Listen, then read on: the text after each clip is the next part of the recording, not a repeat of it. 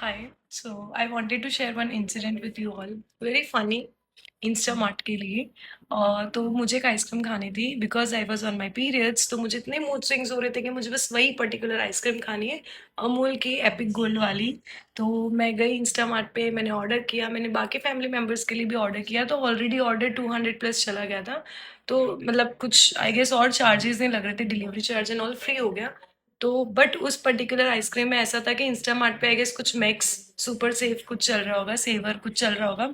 तो ऐसा कुछ था कि वो आइसक्रीम 49 रुपीज़ में आ जाती और नॉर्मली वो 90 रुपीज़ की है, तो 49 में आ जाती अगर मैं मेरा ऑर्डर कुछ 400 प्लस या ऐसा कुछ हो जाए या 500 कुछ तक हो जाए।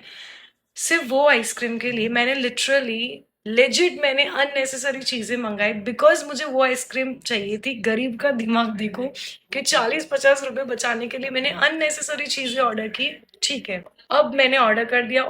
इंस्टा मार्ट की मस्ती देखो, जब डिलीवरी वाला आया वो आइसक्रीम ही नहीं लाया। पता है क्या बोल के कि आउट ऑफ स्टॉक है। अरे तो आपको मुझे पहले बोलना चाहिए था ना। कौन बोलेगा भाई ये आउट ऑफ स्टॉक है? तो तुमने मुझे ये लालच दिया ही क्यों? तुम गरीब को एक लालच दोगे तो वो आ जाएगा, उसमें क्यों दिया? तो मैंने उसको बोला कि ये मेरा ऑर्डर नहीं है, मतलब मैंने ये आइसक्रीम ऑर्डर ही नहीं की। तो बोलता है प्लीज इंस्टामार्ट के हेल्प सेंटर में जाके आप उनको बोल सकते हो कि मतलब ऑर्डर कुछ ऐसा रिप्लेस हो गया, ऐसा काइंड ऑफ।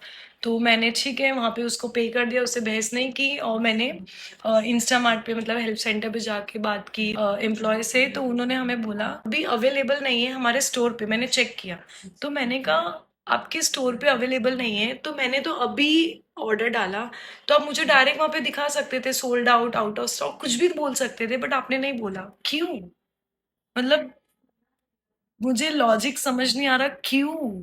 अब आप मुझे बोल रहे हो कि ये आउट ऑफ स्टॉक है, हमारे पास है ही नहीं। और वो लोग मुझे रिफंड देने को तैयार थे, पता है कितना? 30 रुपीज, आई गेस 30 या 40 रुपीज। 49 की आइसक्रीम पड़ कब पड़ रही थी मुझे? जब मैंने 500 कुछ का ऑर्डर कर दिया। मेरा बिल अमाउंट था 468 का कुछ और वो मुझे दे रहे थे 40 रुपीज। 468 का बिल अमाउंट हुआ, 40 रुपीज रिफंड कर रहे गाइस। मैं सोच रही हूँ ये 40 रुपीज का मैं क्या करूँ, मतलब स्टॉक मार्केट में डाल दूँ या बंगला खड़ा कर दूँ? क्यों यार? मतलब पता नहीं, मुझे बड़ा दुख हुआ। तो मैंने उनको बोला कि मुझे रिफंड नहीं चाहिए, मुझे सिर्फ वो आइसक्रीम चाहिए। तो बोले वो तो हमारे यहाँ से पॉसिबल नहीं है। मैंने कहा छोड़, अब कौन बहस करे, अब मैं ऑलरेडी पीरियड्स पे, मेरा तो दिमाग हट गया। ठीक है, फिर मैंने उनको बोला कि I don't want this coupon code, thank you.